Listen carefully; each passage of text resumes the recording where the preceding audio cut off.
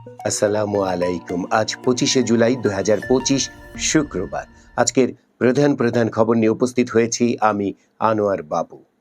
বাংলাদেশের সাবেক প্রধানমন্ত্রী শেখ হাসিনা গত বছর তার সরকারের নীতির বিরুদ্ধে বিক্ষোভরত শিক্ষার্থীদের উপর প্রাণঘাতী অস্ত্র ব্যবহারের ওপেন আদেশ দিয়েছিলেন। তিনি বলেছিলেন, যেখানে তাদের পাবে গুলি করবে। আল জাজিরার হাতে আসা শেখ হাসিনার ফোন আলাপের গোপন রেকর্ডে এমনটা উঠে এসেছে। টানা 15 বছর বাংলাদেশ শাসন করেছেন শেখ হাসিনা। কয়েক সপ্তাহের বিক্ষোভ এবং বিক্ষোভকারীদের বিরুদ্ধে সরকারি বাহিনীগুলোর নৃশংস পদক্ষেপের পর গত 5ই আগস্ট তিনি পদত্যাগ করেন এবং ভারত পালিয়ে যান। বাংলাদেশের আন্তর্জাতিক অপরাধ ট্রাইব্যুনালের তথ্য অনুযায়ী এই বিক্ষোভ ঘিরে আইন শৃঙ্খলা রক্ষাকারী বাহিনী 1400 জনকে হত্যা এবং 20,000-এরও বেশি মানুষকে আহত করেছে।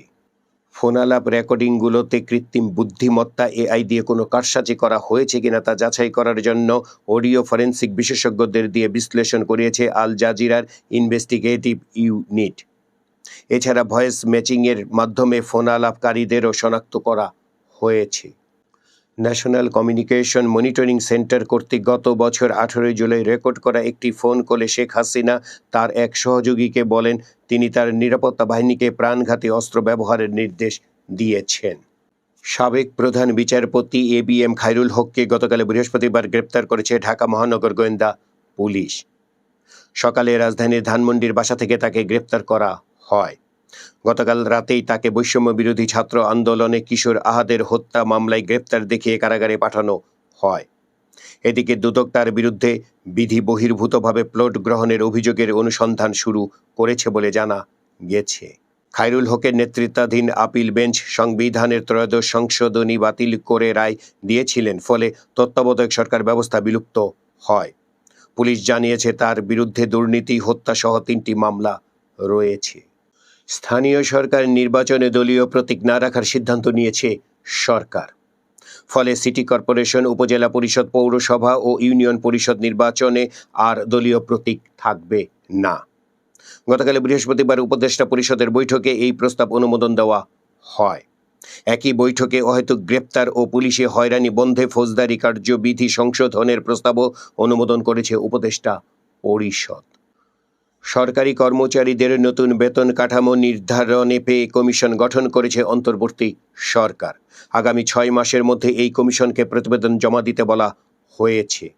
প্রধান উপদেষ্টা অধ্যাপক ডক্টর মোহাম্মদ ইউনূসের সভাপতিত্বে তার কার্যালয়ে গতকাল বৃহস্পতিবার উপদেষ্টা পরিষদের বৈঠকে সাবেক অর্থ সচিব জাকির আহমেদ খানকে প্রধান করে এই পে কমিশন গঠন করা হয়। সাবেক প্রধান বিচারপতি ABM খায়রুল হককে গ্রেপ্তার করায় অন্তর্বর্তী সরকারকে সাধুবাদ জানিয়েছেন বিএনপির মহাসচিব মির্জা ফখরুল ইসলাম আলমগীর। এখন খায়রুল হকের দৃষ্টান্তমূলক শাস্তির দাবি জানিয়েছেন তিনি। পোশাক পরিধান নিয়ে কর্মকর্তা কর্মচারীদের দেওয়া নির্দেশনার সমালোচনার মুখে প্রত্যাহার করেছে বাংলাদেশ ব্যাংক। গতকাল বৃহস্পতিবার দুপুর 12টার দিকে এক বিবৃতিতে পোশাক সংক্রান্ত নির্দেশনাটি প্রত্যাহারের কথা জানায় কেন্দ্রীয় ব্যাংক। গণ অভ্যুত্থানে ক্ষমতাচ্যুত হওয়ার আগে গত 15 বছরে ছাত্রলীগ সহ আওয়ামী লীগের অন্যান্য সংগঠনের সন্ত্রাসীদের হামলা ও তৎকালীন সরকারের নির্দেশে রাষ্ট্রীয় বাহিনীর হাতে নিহত ব্যক্তিদের তালিকা করার নির্দেশ দিয়েছেন প্রধান উপদেষ্টা ডক্টর মোহাম্মদ ইউনূস। উত্তরার মাইলস্টোন স্কুলে বিমান বিধ্বস্তের সর্বশেষ খবরে দেখা যাচ্ছে, রাজধানীর মাইলস্টোন স্কুল অ্যান্ড কলেজে বিমান বাহিনীর যুদ্ধ বিমান বিধ্বস্তের ঘটনায় দগ্ধ হয়ে চিকিৎসাধীন আরও 2 শিশুর মৃত্যু হয়েছে। রাজধানীর জাতীয় বার্ন অ্যান্ড প্লাস্টিক সার্জারি ইনস্টিটিউটে গতকাল বৃহস্পতিবার তাদের মৃত্যু হয়। এদিকে বিমান বিধ্বস্তের ঘটনায় মারা যাওয়া আরও 5 জনের লাশ শনাক্ত করা হয়েছে। DNA পরীক্ষার মাধ্যমে তাদের লাশ শনাক্ত করা হয়েছে বলে জানিয়েছে পুলিশের অপরাধ তদন্ত বিভাগ CID। বাংলাদেশের তৈরি পোশাকের বড় বাজার ইউরোপ ও যুক্তরাষ্ট্র। সেই বাজারে বড় ভাগ বসাতে চলেছে ভারত। যুক্তরাজ্যের বাজারে এখন থেকে তৈরি পোশাক সহ বেশ কিছু পণ্য রপ্তানির শুল্কমুক্ত সুবিধা পাবে দেশটি। সার্বিকভাবে 99% ভারতীয় পণ্যকে শুল্কমুক্ত প্রবেশাধিকার দেবে যুক্তরাজ্য। গতকাল বৃহস্পতিবার দেশ দুটির মধ্যে এ সংক্রান্ত একটি চুক্তি হয়েছে।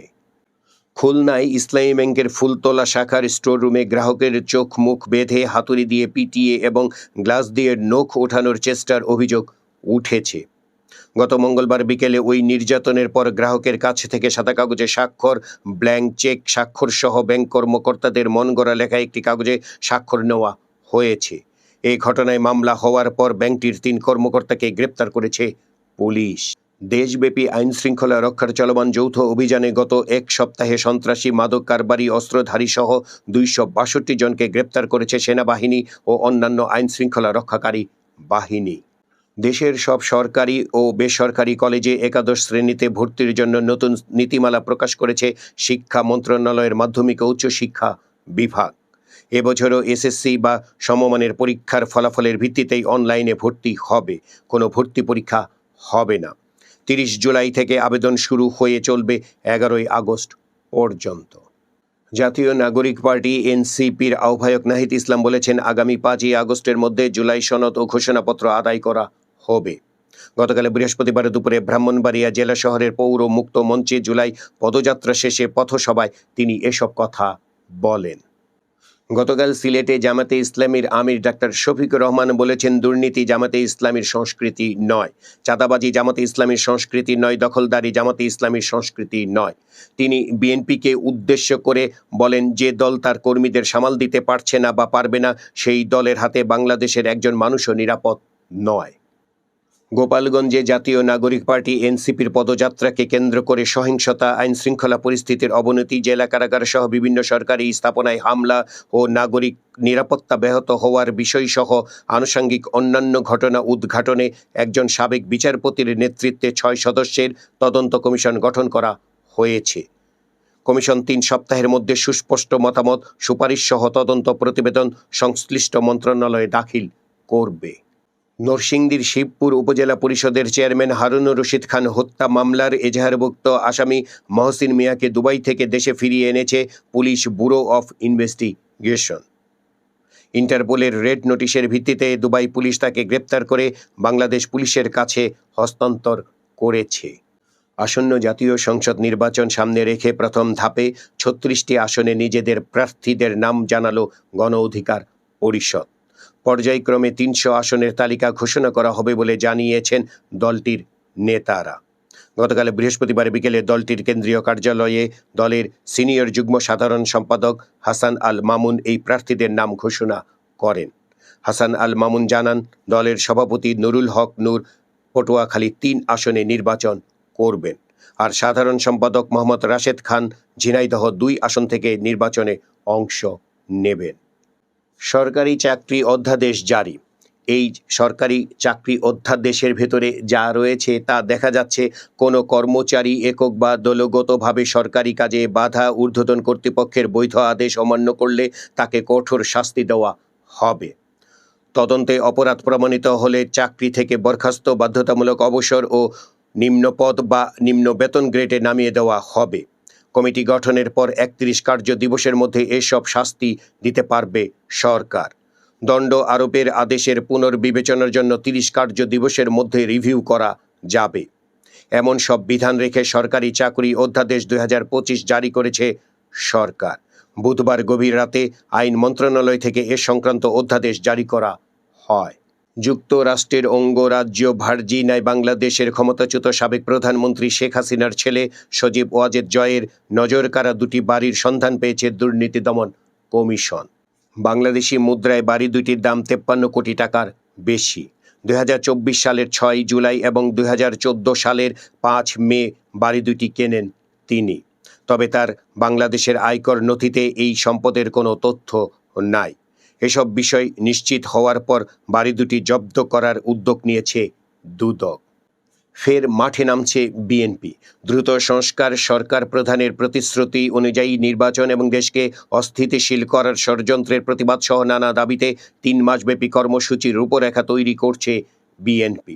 সেক্ষেত্রে রোড মার্চ, বিভাগীয় সমাবেশ, আসন ভিত্তিক পদযাত্রা সহ নানা কর্মসূচি পালনের পরিকল্পনা করেছে। বুধবার রাজধানীর নয়াপল্টনের কেন্দ্রীয় কার্যালয়ে বিএনপির সাংগঠনিক সভায় এ নিয়ে বিভিন্ন প্রস্তাব তুলে ধরেন নেতারা। ঢাকার উপকণ্ঠ কেরানীগঞ্জে নয়াভিরাম রাজধানী উন্নয়ন কর্তৃপক্ষের ঝিলমিল আবাসিক প্রকল্পে প্লট বাগিয়েছিলেন ক্ষমতাচ্যুত প্রধানমন্ত্রীর দপ্তরের ১৫ জন গাড়ি চালক। তাদের নামে মূল্যবান প্লট বরাদ্দ দিতে ক্ষমতাচ্যুত আওয়ামী লীগ সরকারের উচ্চ পর্যায় থেকে লিখিত নির্দেশ দেওয়া হয়। সোনালী ব্যাংক কর্তৃপক্ষ ভুয়া মামলা করেছিল কুষ্টিয়ার হরেন্দ্রনাথ চন্দ্রের বিরুদ্ধে। এ নিয়ে 40 বছর আইনি লড়াই করেছেন তিনি। অবশেষে তাকে মামলা পরিচালনার খরচ হিসেবে 20 লাখ টাকা দিতে নির্দেশ দিয়েছেন আপিল বিভাগ। সোনালী ব্যাংক কর্তৃপক্ষকে এর নির্দেশ বাস্তবায়ন করতে বলা হয়েছে। রাজধানীর উত্তরায় মাইলস্টোন স্কুল অ্যান্ড কলেজে যুদ্ধবিমান বিধ্বস্তের পরপরই স্বাস্থ্য মন্ত্রণালয় আহতদের বিনামূল্যে চিকিৎসার নির্দেশনা দেয়। উত্তরার 4টি বেসরকারি হাসপাতালে এ পর্যন্ত শিক্ষার্থী সহ 152 জন চিকিৎসা নিয়েছে। হাসপাতাল সংশ্লিষ্টরা বলেছেন, সরকারি নির্দেশনা আসার আগেই তারা মানবিকতার জায়গা থেকে বিনামূল্যে চিকিৎসা দিয়েছেন। ঘটনার পর থেকে এ বিষয়ে সরকারের কেউ এখন পর্যন্ত যোগাযোগ করেনি হাসপাতালগুলোতে। ভোটার তালিকা আইন সংশোধন করে গেজেট প্রকাশ করেছে আইন, বিচার ও সংসদ বিষয়ক মন্ত্রণালয়। গতকাল বৃহস্পতিবার রাতে এই গেজেট প্রকাশ করা হয়েছে। ভোটার তালিকা আইন 2009 সংশোধন করে ভোটার তালিকা অধ্যাদেশ 2025 করা হয়েছে। এ আদেশ অবিলম্বে কার্যকর হবে। রাজধানীর উত্তরায় মাইলস্টোন স্কুল অ্যান্ড কলেজে বিমান বাহিনীর যুদ্ধবিমান বিধ্বস্ত হয়ে নিহত 2 শিক্ষক মাহরিন চৌধুরী ও মাসুকা বেগমকে রাষ্ট্রীয় সম্মাননা প্রদানের সিদ্ধান্ত নিয়েছে উপদেষ্টা পরিষদ। স্বরাষ্ট্র মন্ত্রণালয়ে পুলিশ কর্মকর্তাদের বদলি পদোন্নতিতে তদবিরের লাগাম টানছে সরকার। পদোন্নতি বা অন্য কোনো বিষয়ে মন্ত্রণালয়ে অপ্রয়োজনীয় তদবির থেকে বিরত থাকতে পুলিশ কর্মকর্তাদের জরুরি নির্দেশনাও দিয়েছে স্বরাষ্ট্র মন্ত্রণালয়। কুড়িগ্রামের রৌমারী উপজেলায় জমি নিয়ে বিরোধে 2 পক্ষের সংঘর্ষে 3 জন নিহত হয়েছেন। আহত হয়েছেন আরও 15 থেকে 20 জন। গতকাল বৃহস্পতিবার সকাল 10টার দিকে উপজেলার ভুন্দুরচর গ্রামে এ ঘটনা ঘটে। সংঘর্ষে লাঠিসোঁটা ও দেশীয় অস্ত্র ব্যবহার করা হয়েছে বলে পুলিশ ও স্থানীয় লোকজন জানিয়েছে। ফরিদপুরে 2টি যাত্রীবাহী বাসের সংঘর্ষে 3 জন নিহত হয়েছেন। এই ঘটনায় আহত হয়েছেন অন্তত 25 জন। গতকাল বৃহস্পতিবার সকাল 10টার দিকে ঢাকা খুলনা মহাসড়কে সদর উপজেলার কানাইপুর ইউনিয়নের কোষা গোপালপুর এলাকায় এ দুর্ঘটনা ঘটে। এছাড়া দেশের বিভিন্ন স্থানে সড়কে নিহত হয়েছেন আরও 4 জন। গতকাল বেলা 3টার দিকে রাজধানীর বনানীর কাকলী ফুট ওভারব্রিজের নিচে গাড়ির ধাক্কায় মোহাম্মদ আজিজুর রহমান নামের 37 বছর বয়সী এক মোটরসাইকেল চালক নিহত হয়েছেন। পেশায় তিনি ভাড়ায় মোটরসাইকেল চালাতেন। গতকাল ভোরে ঢাকা ভাঙ্গা এক্সপ্রেসওয়ের মাদারীপুরের শিবচরে বাস, মাইক্রোবাস ও কাভার্ড ভ্যানের ত্রিমুখী সংঘর্ষে ঘটনাস্থলে 2 জন নিহত হন। আহত হয়েছেন আরও 2 জন। গতকাল ভোর 4টার দিকে ঢাকা খুলনা মহাসড়কের কাশিয়ানী উপজেলার ফুকরা বাজার এলাকায় ট্রাক খাদে পড়ে জামাল মোল্লা নামে এক ট্রাক চালক নিহত হয়েছেন। আন্তর্জাতিক খবরে দেখা যাচ্ছে, যুক্তরাষ্ট্রের প্রেসিডেন্ট ডোনাল্ড ট্রাম্পের জন্মসূত্রে নাগরিকত্ব বাতিলের আদেশ আটকে দেওয়া হয়েছে। গত বুধবার এই আদেশ দেন মার্কিন আদালত। থাইল্যান্ড কম্বোডিয়া সীমান্তে 2 দেশের সেনাদের মধ্যে সংঘর্ষে 11 বেসামরিক নাগরিক নিহত হয়েছে। এই পরিস্থিতিতে সীমান্তে কম্বোডীয় বাহিনীর বিরুদ্ধে লড়াইয়ে একটি F-16 যুদ্ধবিমান মোতায়েন করেছে থাইল্যান্ড। পাল্টা পদক্ষেপ হিসেবে কম্বোডিয়াও তাদের সব কূটনীতিকদের থাইল্যান্ড থেকে ফিরিয়ে নেয় এবং থাই কূটনীতিকদেরও দেশত্যাগের নির্দেশ দিয়েছে। ব্যাংকিং সেক্টরের খবরে দেখা যাচ্ছে, পুঁজিবাজারে তালিকাভুক্ত ফার্স্ট সিকিউরিটি ইসলামী ব্যাংক পিএলসি ও এনআরবিসি ব্যাংক পিএলসির ক্রেডিট রেটিং নির্ণয় করে তা প্রকাশ করা হয়েছে। ফার্স্ট সিকিউরিটি ইসলামী ব্যাংকের দীর্ঘমেয়াদী BB+ এবং স্বল্প মেয়াদে ST4 রেটিং হয়েছে, আর এনআরবিসি ব্যাংকের দীর্ঘমেয়াদে A+ এবং স্বল্প মেয়াদে ST3 রেটিং হয়েছে। বিনোদনের খবরে চিত্রনায়ক রুবেল জানিয়েছেন, আমাদের দেশের ফাইট ডিরেক্টর ভাইয়েরা মাদ্রাজ অথবা বোম্বেকে ফলো করতেন। আমি 200 সিনেমায় ফাইট ডিরেকশন দিয়েছি। আমি ফলো করেছি হংকংকে। ফলে আমার সিনেমার ফাইটিং অন্যদের থেকে আলাদা, যে কারণে এক ধরনের দর্শক তৈরি হয়েছিল যারা শুধু আমার সিনেমা দেখতে চাইতো। এই ছিল আজকের প্রধান খবর।